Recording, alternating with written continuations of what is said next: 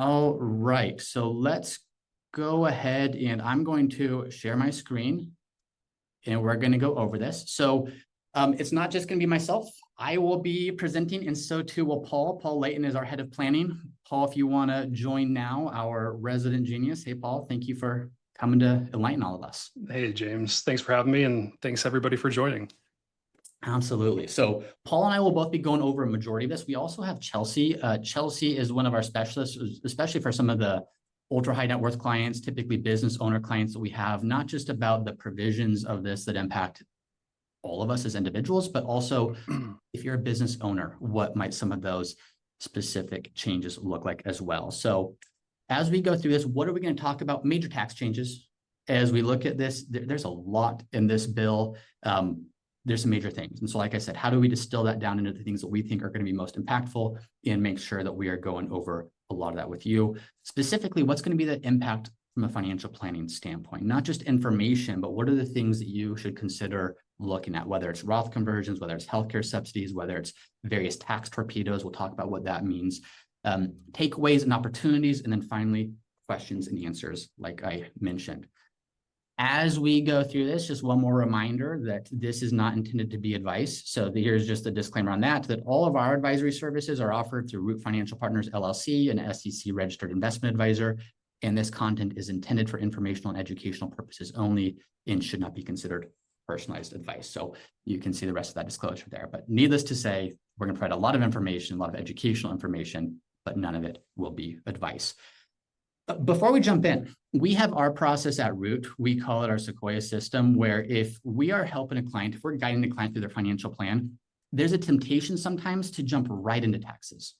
Who doesn't want to save on taxes? Who doesn't want to find something that could save them several $1,000s, tens of thousands of dollars or more over time? But it's very important to have the proper context of where does this information actually fit into what we believe is a well-constructed plan. And you can see what is the progression of that plan. It's everything from discovery, understanding what's actually most important to you. How do you live a life? How do you kind of create a life that you can look back on and say that was a life well lived? What are the things that matter most to you? Then from there, how do you create the cash flow? How do you create the income to support that? Then how do you design the investment strategies to support that? Then how do we optimize for taxes here? So as we're talking about this, it's not just education. It's not even just application of that information. It's application in the proper context. Understanding how do tax decisions impact the level of income you can create, the way in which you create it? How do they impact the way in which your portfolio is constructed? How do they impact some of the other things that you're doing? So very important to understand that there's information, there's application, and then there's also the proper context in which you're doing all that in. And just keep that in mind as we're going through a lot of that. But without further ado, Paul, let's kick it off. Not a simple bill, to put it lightly, a lot of changes. Do you mind just kind of starting to cover some of the key things that are going to be changing here? Yeah, James, it's a bit more complicated than it was a year ago. I think back to 2017 Tax Cuts and Jobs Act, and one of the goals of that bill was to try to simplify taxes, have more people take the standard deduction. This feels like it goes maybe a little bit in the other direction. There are a lot of new provisions. Some of the most impactful changes are actually coming from making some of those provisions from the Tax Cuts and Jobs Act permanent. And we'll talk about what that word means in this context. But there's also a new senior standard deduction that we'll talk about.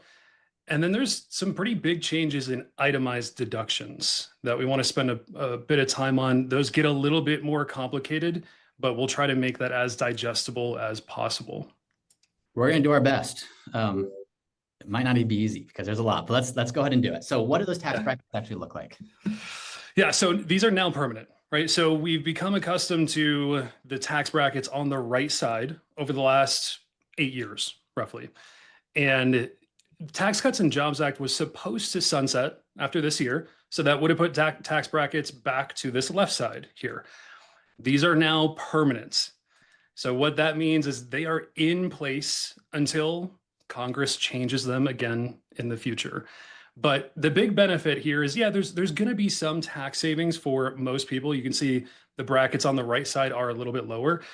To me, this kind of feels like, hey, my landlord didn't raise rent. Like, I'm not going to throw a party over it, but I am happy about it. There's probably some tax savings there.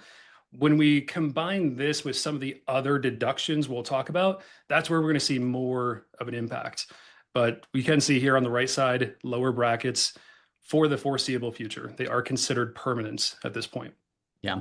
And I think there's already some questions coming in around this, but a lot of people, they were designing these Roth conversion strategies saying, what do we do today before tax brackets go back to these rates here? Can we convert at 12% to avoid 15? Can we convert at 22 to avoid 25? Some of that planning is still very relevant. Some of it should change. And so we can address that in the future. But let's first talk about standard deductions next. Same thing here. So Tax Cuts and Jobs Act raised the standard deduction. Again, it was supposed to be roughly cut in half starting next year. Those are now permanent. There is a small increase in the standard deduction here currently in 2025. It's about $750 per person. But again, the big thing here is these are just now permanent. So we are not cutting them in half next year. When we think about Roth conversions and we think about targeting certain brackets, this is part of it, but there's also much more that we'll talk about coming up here soon. Yes, and as people start to see this higher standard deduction, in a lot of cases, they say, oh, less planning needed. I don't need to worry about grouping deductions, or there's actually more planning stuff because a lot of these new deductions, there's below the line, there's above the line. So just kind of a teaser for what's to come, but don't see higher deductions and think less planning. In this case, there's actually potentially, well, a lot more opportunity if you understand what those deductions are. Yeah, one thing I will say with the tax brackets and the standard deduction now being permanent, to me, that adds a lot more clarity in the way that we plan and the way we can strategize. For some people, we've talked about maybe bringing more income into this current year with the potential of rates going up next year. Now we know for this foreseeable future, where do we expect tax rates to be? And then what is the standard deduction? So just a lot more clarity at this point now to help us planning moving forward. Yeah. What's the senior deduction? This is new. So if you remember, there were some talks of no tax on Social Security. That didn't exactly come to fruition, but this is kind of maybe like a makeup for not getting the no tax on Social Security. It is a deduction for folks over age 65. It's going to be based off of their age and their income. It's not going to be based on whether or not they are collecting Social Security. So you could have somebody who is collecting Social Security and they're not eligible for this, and then the opposite. Maybe somebody who is not collecting, but they are eligible for this. So there were some questions around some of these new deductions. Are they above the line? Are they below the line? James, do you want to remind us what the line is? The line is adjusted gross income, and above or below gets very complicated very quickly, but essentially determines your eligibility for certain things, whether it's your ability to contribute to different accounts, whether it's how much of your Social Security is taxed, whether it's things of that nature. So you could probably explain a lot more eloquently, but it determines eligibility for a lot of these provisions. Yes, you're right. This one, it's technically, and some of the other deductions we'll talk about, technically they are below the line, but you do not need to itemize your deductions in order to take this. So that is typically one of the things where people get confused the most on these new deductions, is whether they're above or below. These are technically below the line. Some people are referring them to as below the line. So just an entirely new type of deduction. So Paul, there was already an extra deduction for people 65 and older. Does this replace this? Is this in addition to that? This is in addition to that. Yes. So this, you do have to qualify for this again based on income, and there is a phase out range, but this would be in addition to that extra deduction for folks over age 65. So we're talking about somebody taking a standard deduction. We're talking about maybe $45,000 plus in deductions if both of them are eligible for this additional $6,000. So we just talked about Roth conversions and planning around that. And hey, I've been doing all this stuff to try to convert at what I thought was going to be lower brackets. And now That may be true. This is an area where for 2025 to 2028, we absolutely want to consider, are there things we do to accelerate some of that? Because if you're single, there's an extra 6,000 deductions. If you're married, then there's an extra 12,000 of deductions. Have to be careful because that does phase out. You can't just convert forever and expect to have that. There is a ceiling to this. So just one more thing to plan on, but some unique planning points that are coming from this for sure. Yeah, I think it'll be dependent on a specific client's goals and priorities, right? So they could simply just take this deduction, save tax dollars from it, go maybe upgrade their next flight for vacation, right? They could jump up to first class with a few $1,000 of tax savings, or maybe they are doing more in the way of Roth conversions or tax gain harvesting. So it really will be dependent on a specific situation, but that's where the opportunity is. And if we're talking about doing Roth conversions, 12,000, again, married couple, 12,000 for 4 years, 48,000 additional dollars in Roth conversions could be pretty impactful long term.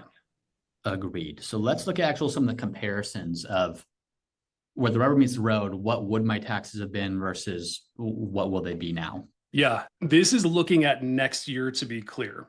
So when Tax Cuts and Jobs Act would have sunset, what does that look like compared to actually now with this One Big Beautiful Bill Act? What might that tax projection look like now? So in this top example, married filing joint, both spouses are 65 plus, and their modified adjusted gross income, all ordinary income is $100,000. You can see the difference here is about $3,400. The example below that, same situation, we are just doubling their income to 100,000. And now we start to see still a very wide or a large amount of tax savings here. It equates to about 3.5% of one's gross income. And in that second scenario, James, they're even losing half of that senior deduction. So what this is doing is it is encapsulating all of the changes we've already talked about: tax brackets, standard deduction, and now senior deduction. And from an income tax standpoint, we are seeing some pretty good savings there. Yeah, love it. What about itemized deductions for people? This is whether you're 65 and older or not. What's changing there? This is where it gets a little bit more complicated. So the SALT change is probably the most impactful one. It'll depend on every situation. SALT, the stuff you put on your food. No, it's state and local taxes. So think of property taxes. Think of the state income tax that you pay. Or if you're in a state that doesn't have income tax, sales tax potentially. So Tax Cuts and Jobs Act limited or capped that deduction to $10,000. So that led to a lot of people taking the standard deduction. Starting this year, that cap has been raised to 40,000. Now that will only go through 2029, but that again opens up a 5-year window for planning opportunities. The thing you got to be careful with the SALT cap, and there is a phase out. So 500 to 600,000, really quick, easy planning point is just if you're anywhere near that range and you think you could benefit from itemizing your deductions, taking that SALT deduction, then saving pre-tax is not only going to save you on income taxes, but it's going to open up more of that SALT deduction for you to utilize. So it's kind of a double tax savings there.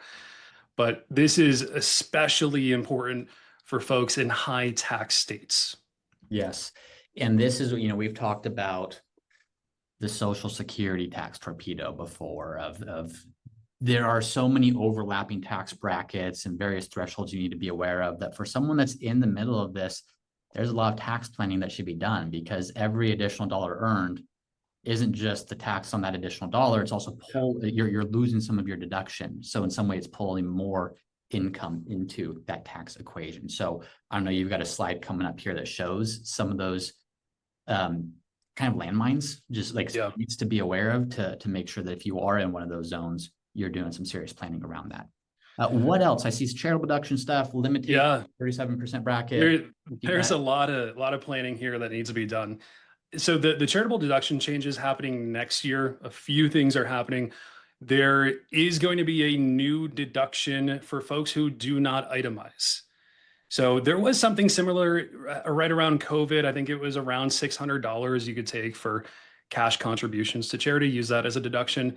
This is now going up to $2,000 for married filing jointly. So that could be a nice benefit. And I think from time to time, many of us just, give a few bucks here and there to different charities. So moving forward, you do want to keep those receipts, especially if you are just taking the standard deduction. The other thing that's new is this floor. So it's a 0.5% AGI floor in order to be able to deduct these charitable contributions if you're itemizing. So that's a mouthful right there. But let's say I'm making $500,000. Let's say that's my AGI. If I donate $20,000 next year and I'm itemizing, that is not meeting that 0.5% floor. So there needs to be careful consideration around if you are making charitable contributions, the planning from year to year needs to be done very carefully, which leads me to this other limitation, the That 37. would be, just to be sure, make sure that would meet the floor, correct? The floor would be $2,500. In excess of that would be so you'd be able to deduct part of that, correct? Sorry. Yep. So $2,000 was what I meant to, yep. Got it. So that you would be missing out on that deduction. But it's similar to, if you think about the medical costs right now, I think it's around 7.5%. You have to get above that threshold. And then from there, you start getting those deductions. So this would work very similarly. And then for folks who do have those smaller contributions, then that's maybe when, if they don't itemize, then they can take that new deduction up to $2,000. So just practical takeaway, if you do a good amount of charitable giving, 2025 might be a good year to potentially accelerate some of that. Certainly. Yeah. Combine that even with the SALT limitation and thinking about that phase out range. So there's a few planning opportunities that we should be thinking about. One, if you have room in that SALT range, maybe between property taxes and state income tax, I'm at 30,000. So maybe I have some additional room. Consider prepaying some of your property taxes if you're going to be itemizing in that current year. Now, confirm with your CPA, check with your county, make sure you can actually do that and write that off in the year that you're assessed the property tax. But that could be a strategy, bringing deductions forward. The other thing is, if you're in the highest tax bracket, especially for the foreseeable future, again, think about bringing some of those deductions forward, because there is a new limitation next year that is going to kind of put a cap on the benefit for those in the highest tax bracket. So there's a whole complicated calculation that goes into this, James, but there is some limitation. Think of it as, if I'm donating, I'm in the highest tax bracket and I'm itemizing, maybe I'm only getting a 35% benefit instead of the full 37% benefit. Mm-hmm. Yeah, a lot that kind of goes into this one right here, the limitations. But the bottom line is, if you're in the 37% tax bracket, you're itemizing, you're not getting a deduction at the 37% rate. It's at the 35%. That's right. Yeah. I know Chelsea's going to touch upon this a bit later, the pass-through entity tax here, but anything you want to mention about that before we move forward? No, we can leave that to Chelsea. Cool. Other noteworthy stuff. Yeah, so these maybe not as applicable to everybody watching this webinar, but everything from these are the things that are coming up the most, whether it's on the news, whether it's conversations with friends. So we want to at least make people informed. And hey, if you can take something away from this, great. But really quickly going to paint with a broad stroke first, especially on no tax on tips and then no tax on overtime. These are deductions. So it is not like the income is completely excluded from all tax sources. We're talking about still having to pay FICA tax on these things, and it still counts towards your adjusted gross income. It is just another one of those below the line deductions that you might be able to take. So we can jump into no tax on tips first.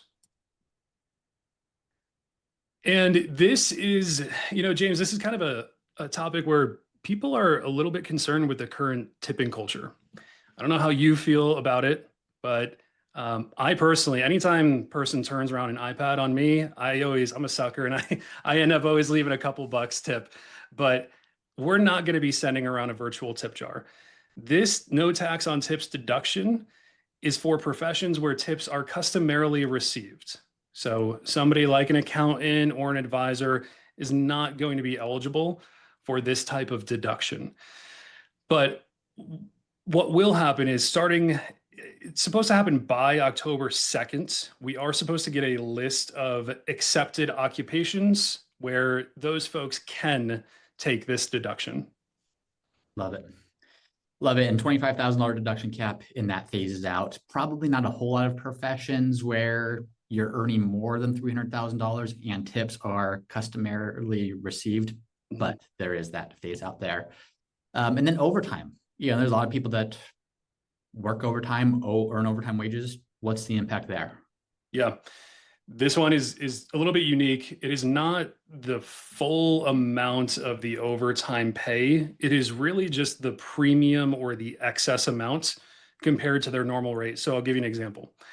If you work more than 40 hours and you get time and a half, it is just that extra half that might be eligible for the deduction.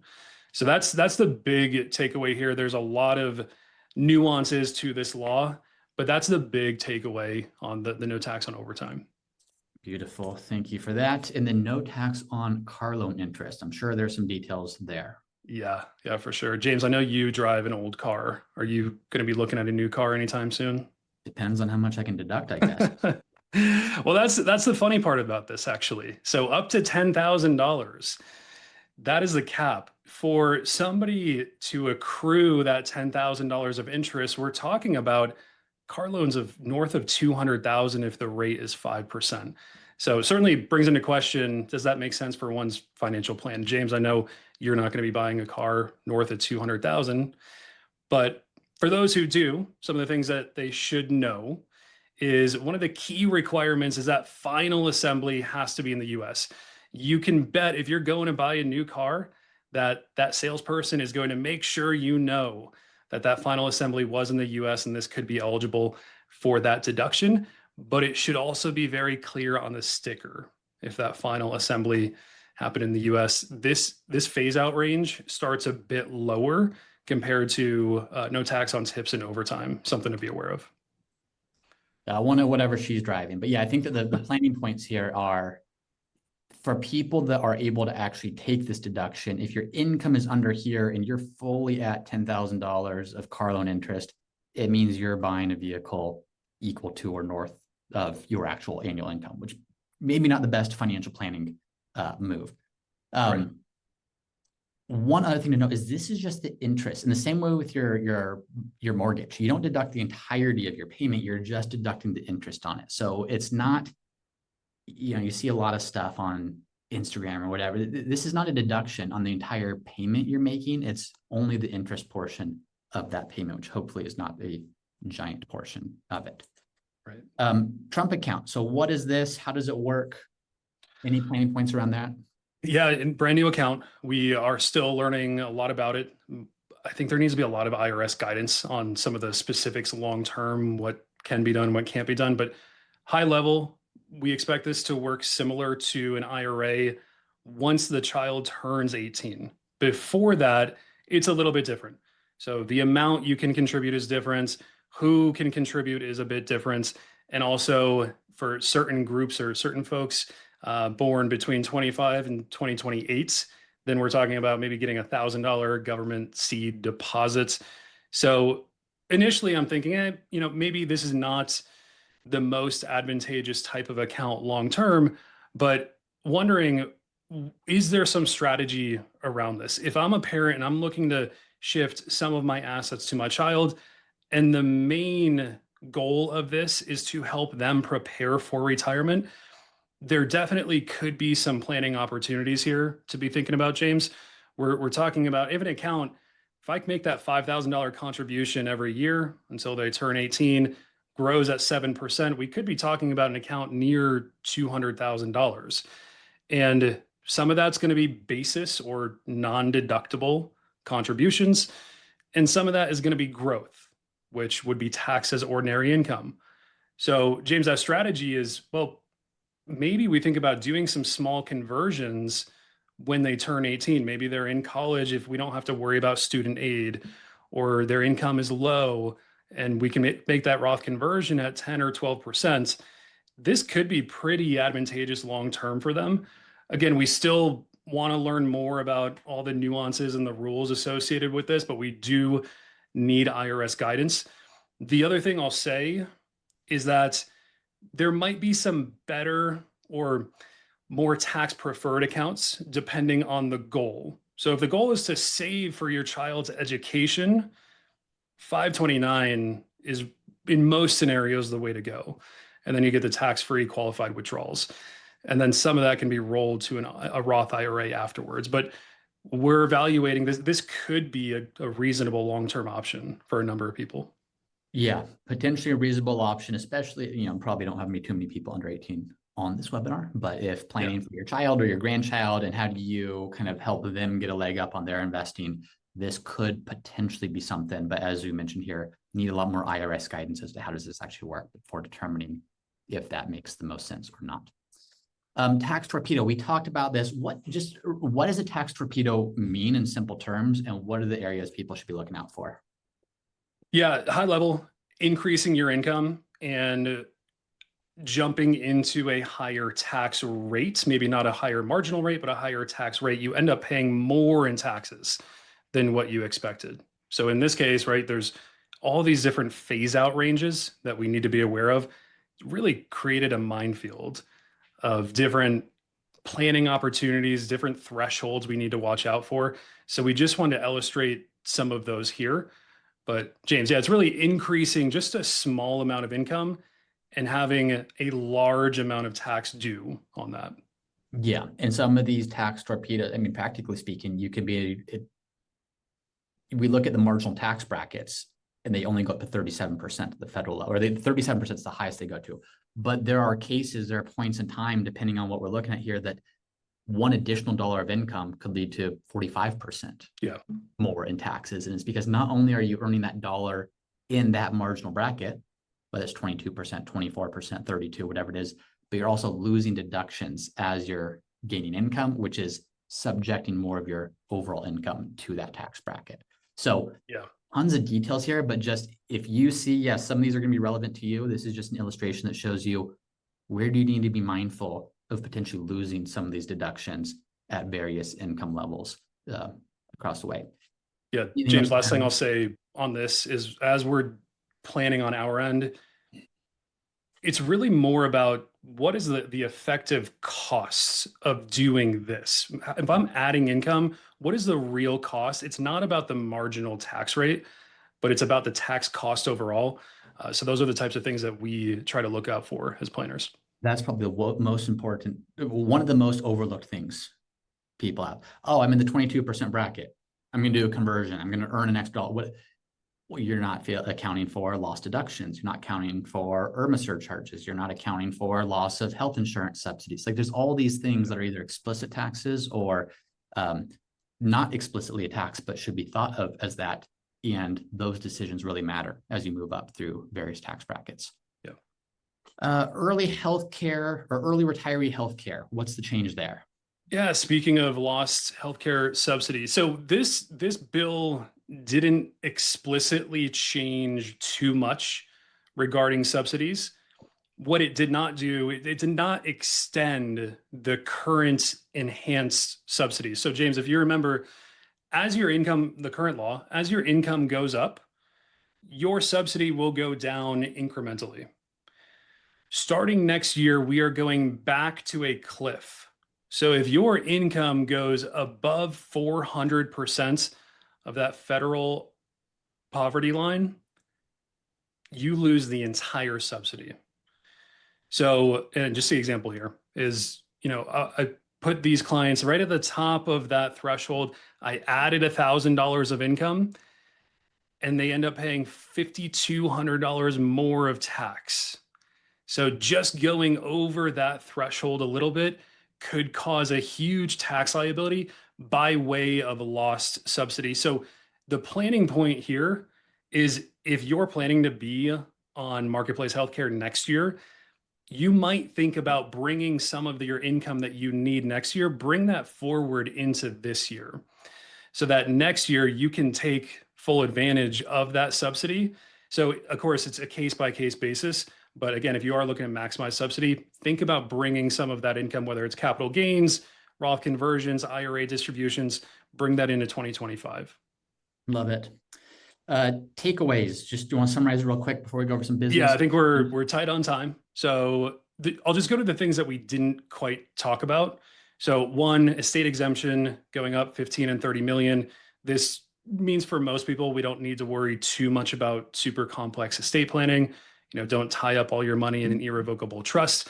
Number two, some of these clean energy credits are accelerating their sunset. So what I mean by that is they're going away soon. So if you're looking to buy an electric vehicle, an EV, I believe that date that needs to be done by is September 30th.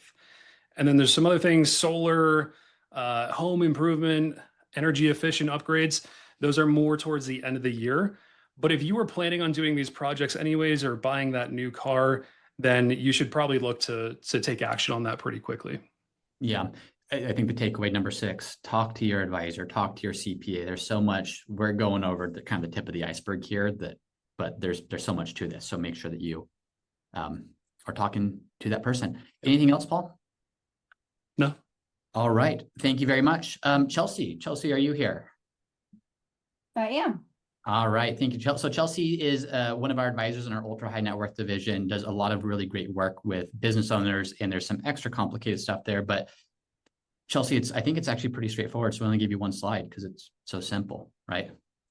That's right. That's exactly right. Tax law is the most simple thing that I could ever talk about. Yeah, so for my purposes, I did my best to kind of hone in on the things that would affect most businesses. Like there is a ton of changes within this new law, but there are so many what ifs, or it only pertains to this type of business and this type of income level. And we could talk about that forever, and it gets more and more complex the longer you talk. So like I said, did my best to kind of drill it down to the things that are most talked about and that apply to most businesses. Is it okay with you, James? I'm just going to begin. Let's do it. So section 179, what is section 179 and what's this limit mean? Yes. So of all the business owners I've ever worked with, if there's any section of the tax code they know, it's section 179. Like every single one of them know I can write my asset off by 179. And so huge increase to the limit. It was effectively doubled. And the phase out is at 4 million. So huge opportunity to kind of front load and essentially write off assets that you would normally depreciate. That goes into effect January 1 of this year. In planning in that, in kind of conjunction with bonus depreciation, which went into effect January 19th. So if you purchased and put into service anything the first 18 days of the year, I'm sorry, I don't know why they made it effective on inauguration day, but 100% depreciation. So bonus depreciation differs from section 179 in that bonus depreciation looks at an asset class. So basically assets that are of a certain class of vehicles, equipment, machinery, versus 179 will look at each individual asset. So the kind of high level, very simple example, let's say a business purchases 5 trucks. Under 179, they could delineate, well, let's go ahead and just take 179 on 2 of them, and then we're going to depreciate the other 3 over the next few years, so we have some sort of expenses to offset income. Whereas under bonus depreciation, if we have those same 5 trucks, if they want to take bonus depreciation on 1, they have to do it on all 5. Traditionally, that's how it works. And so as you work with your CPA, just work with them on anything that you plan on purchasing, putting into service in this year, and which of these makes the most sense. I also did want to mention just really quick, there is a provision for de minimis safe harbor assets. That's just anything basically of $2,500 or less. That is still intact, and that can be expense. So when you're looking through whether you should opt in for either of these 3 things, De minimis, again, anything that you purchased, any asset that you purchased for $2,500 or less, that would be classified as an expense and you should book it as an expense. Whereas anything else in excess of that threshold is an actual asset that goes on your depreciation schedule, and you have to elect whether you're taking Section 179 bonus depreciation or just depreciating it over its kind of useful life. So as you're thinking about those things, just work with your CPA on that. QBI deduction, so that's been around for the last several years and it remains. They did expand the phase-in limit ranges. And so just talking a little bit about what this is and what it means, it applies to essentially any business that's not a C Corp. So sole proprietorship, single member LLC, S Corp partnership, you could receive up to a 20% deduction in your business income. As your income or business income rises, you are subject to other factors that's in a very complex calculation to determine whether you begin phasing out of that deduction, or in other words, it's limited. You may not get the full 20%. To add into that layer of complexity, they've added in, or this has been a part of QBI, whether your business is an SSTB or a specified service trader business. So essentially any specialty. So you can think if you're in healthcare, law, accounting, financial services, consulting, even athletics. So all of my professional athletes or NCAA athletes, you would be considered an SSTB. And if your income is over a certain threshold, you may phase out of that deduction entirely. So this really, this is where entity selection planning is imperative, because everything is looked at the state level. Not all, there's maybe a corporate tax in one state where there may not be in another. So an S Corp may make sense in one state where it wouldn't make sense in another state. And then even just kind of looking at, given your income levels, the type of business that you run, what entity makes the most sense given where you live and where you operate that business. So work with your CPA to see what makes the most sense. And then pass-through entity tax. Thanks, Paul, for kicking this one to me. So this was put into effect right after COVID as kind of a workaround to that SALT limitation that Paul alluded to earlier. So state and local taxes, and it pertains to business owners where they have flow through income. So essentially their income flows from their business to them personally, or anything that kicks off a K1 is an easy way to think about that. So S Corps and partnerships. This is administered at the state level, and the way that it works is any income taxes that you would owe personally, if you have a business that is a flow through entity, you can have the business pay those taxes. You receive a deduction on the business, and then there's a credit applied to your personal state income taxes. So it was incredibly powerful for those businesses, and was meant to really kind of boost the economy and provide some tax savings for these business owners. So again, if you've been making these, work with your CPA to ensure that they're made, those payments are made timely, that they're for the adequate amount given your income levels, especially with all of these different changes, and that it's reflected on the business tax return. I've seen several where they're making the payments through the business, but they forget to book it on the business, and then we missed the mark. That's not on there. So those are the 4 biggest changes that I wanted to kind of talk through, just for people to keep top of mind as they work through planning areas over the next few months. Yeah, thank you, Chelsea. And again, like with all of these, we want to make sure that first and foremost, there's awareness of the changes going into effect, some of the actual application, talk to your CPA, talk to your financial advisor, all of that. With that, thank you, Paul. Thank you, Chelsea. Let's open it up to some questions. I'm going to go to the chat box here. So let's see here. Many of us were frantically doing Roth conversions given that the tax cuts might not be expanded. Now what? I've got some thoughts on that, but Paul, Chelsea, do you want to chime in with anything there? Go ahead, James. To me, I've made this kind of analogy before. I view Roth conversions in one way almost as like tax insurance. I have life insurance on my life.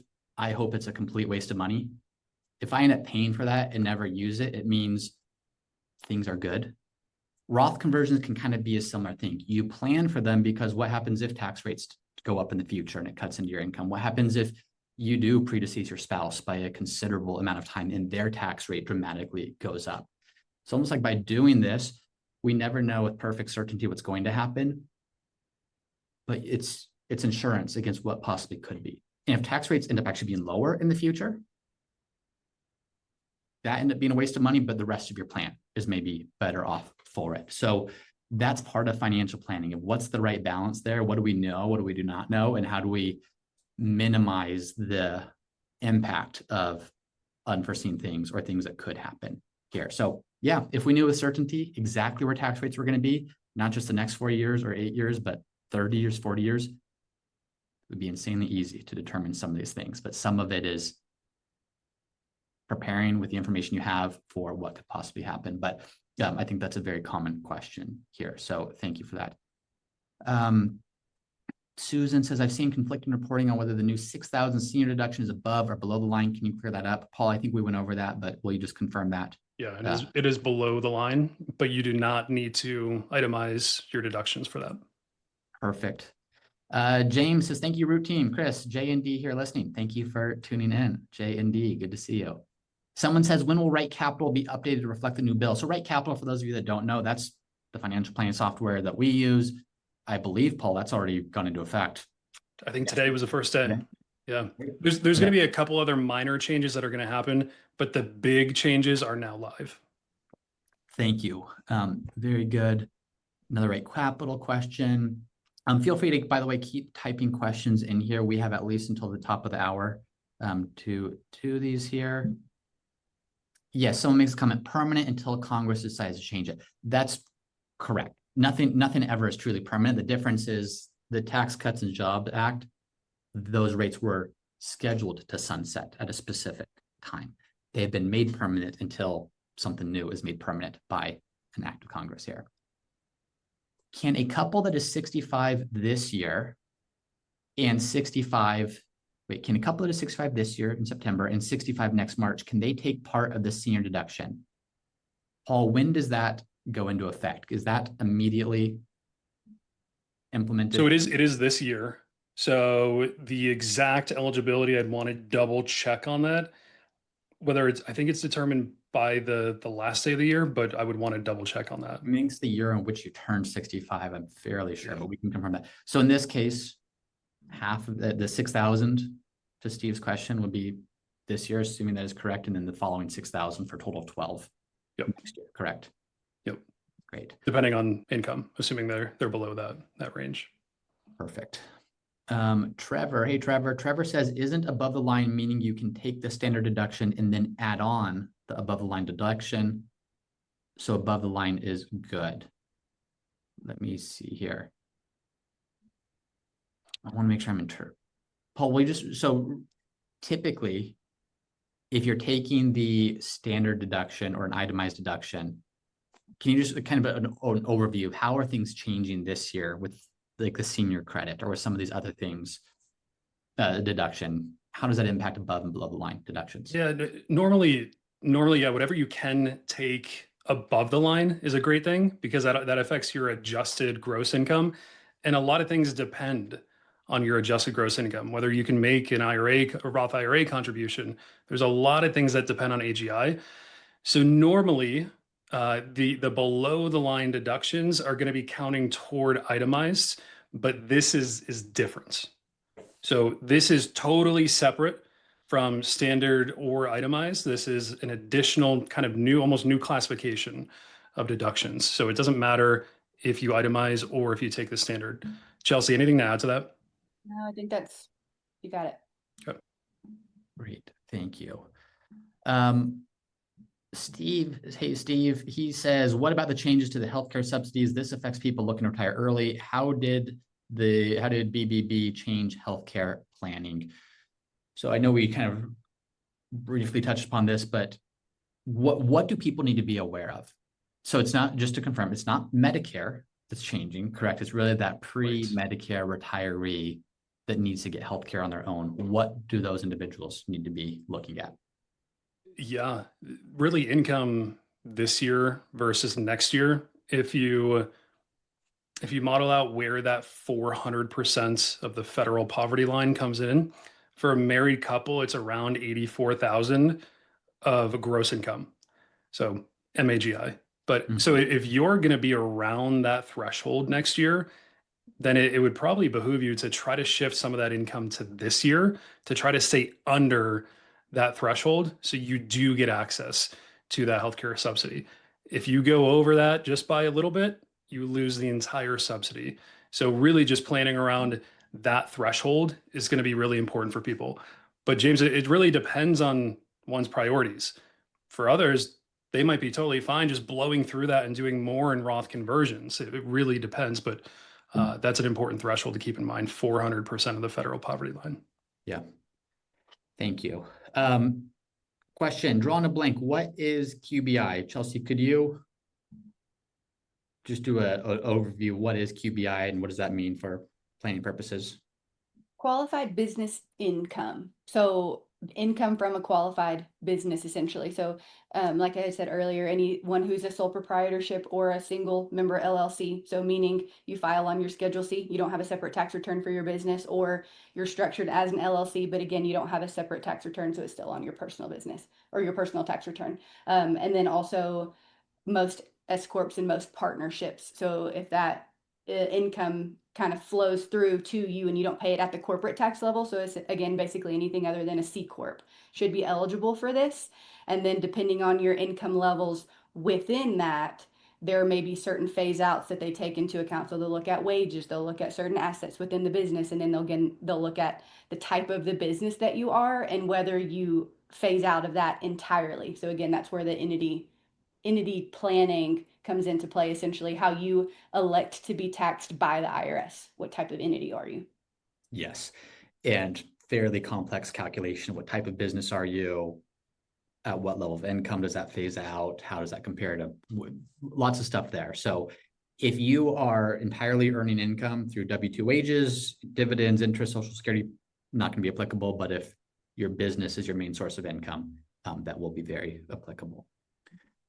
Vince says, sounds like if you have been doing Roth conversions the past couple of years and staying in the 24% bracket, this is a good thing to keep doing Roth conversions for the next 3 years. Tough to say, not enough context. I think that with Roth conversions, I think too many people make the mistake of saying taxes are going to be higher in the future, therefore I must do Roth conversions. But really it's a factor of two things. It's what will overall tax brackets be?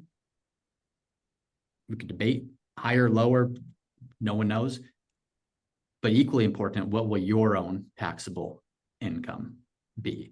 And a lot of people, I don't want to say without picking on whole life insurance agents, but it's this whole, your tax is going to be high in the future, therefore you must overfund life insurance policies. And that, even if let's assume that's true, that does not automatically mean you need to do something that's going to be tax-free in the future, because your taxable income could be dramatically lower. And that's a function of where are you today and what will the income sources you have in retirement be. And that's two different things you need to look at a high level. So then it's impossible to tell without kind of seeing the whole picture. Might be a good thing to continue doing, might not be, but very much driven by other factors. Let's see here. Asking for clarification. Will the $2,000 charitable deduction for non-itemizers begin with the 2026 tax year? That's my understanding. Yeah. Okay. Yes. And so just as a reminder, that in that 2,000, even if you're not itemizing, you have zero deductions. You just take the standard. You could still take that additional $2,000 deduction, even if it's not itemized. Correct. Great. Let's keep going through these. Thank you everyone for your questions. This is very helpful. Dave asks, you do not need to be collecting Social Security to qualify for the $6,000 deduction per person as long as you're 65 or older per the OBBB. Correct. That is correct. Yep. Yes. And below certain income thresholds. But most importantly, below certain income thresholds, and that's not a permanent thing. That was it 2028 or 2029 that goes through 2028, including 2028. Okay, so that's a few year thing that if you're that age, look to take advantage of it if you can, but that's not going to be, unless it's extended, it's not going to be a permanent thing. Let's see, for property taxes, I thought you could only deduct the interest on loans for $750,000. Is that now gone given the new SALT changes? Hope that makes sense. you want to explain the difference between mortgage interest and SALT on that? Yeah, so the SALT limitation, what is now up to 40,000, that is specifically state and local taxes. So that would be state income tax that you pay, property tax. The mortgage interest is separate. It's all included in itemized deductions, but it is separate of that $40,000 limit. So, but yeah, it is up to 750,000 of indebtedness. Thank you for that. Catherine, this is another senior deduction question. I am over 65 and my spouse will be 65 in 2027. So with the new $6,000 deduction for people over 65, it seems logical to plan on absorbing a bit more income in 2027 to take advantage of the Roth conversions or something else to our advantage. Is this true? So I think she's saying in 2027, they'll have the additional deduction because that's when her spouse will also be over 65. Maybe yes, all things being equal, but I think the main thing is, are you under the phase out? What are your total income levels and making sure not to phase out? I don't know if any other context on that, Paul? I think the question is primarily around leveling income, right? So I'm guessing, right, you get that extra 6,000 deduction in 2027, then maybe waiting to add a bit more income in that. And yeah, generally that would make sense, but yeah, like, I guess, for example, if there's an additional 6,000 you want to convert, yeah, and assuming one of the phase out ranges, maybe best to consider doing that in 27 versus doing that in 2026 when only one of you is older than 65 and eligible. And keep in mind, it's not just the $6,000 senior deduction that your spouse gets in 2027. It's that plus the senior deduction that there already is for 65 correct, and older. So yeah, it'd be the both of those. All right, I think we're mostly through these. Dave asks, taking SALT deduction still requires you itemize, right? Doesn't apply to standard deduction. That is correct. If you're not itemizing, that doesn't really matter so much. However, if you did get the full $40,000 SALT deduction, you're going to itemize at that level. So, but yes, you do have to itemize. Was there or are there any potential changes to the capital gains tax brackets that impact the brokerage? Superhero. Thank you, Brian, for that. Like that. Accounts asking for us to have early retirement on the mind. Thank you. Any changes to capital gains brackets? Not that I've seen. no, The main thing is, I think, potential tax gain harvesting significantly more with the expanded deduction limits, especially for those people who are 65 and older. correct. Yeah.